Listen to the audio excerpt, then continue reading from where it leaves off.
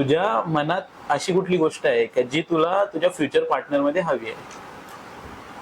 जर जशी मम्मी बोलली का ती जॉबला पाहिजे, तर Okay. ऑफकोर्स ती पाहिजे जॉबला. बिकॉज तिला जी गोष्ट पाहिजे असेल तर ती माझ्याकडे येऊन नाही मागितली पाहिजे तिने. ओके, तर ती तिच्या हक्काने तिने म्हणजे तिच्या पैशाने घेतली पाहिजे. बरोबर. का सजेस्ट तू मला पैसे दे, ही गोष्ट घ्यायची आहे, बरोबर. असं ती बोलली नाही पाहिजे का असं असं आहे.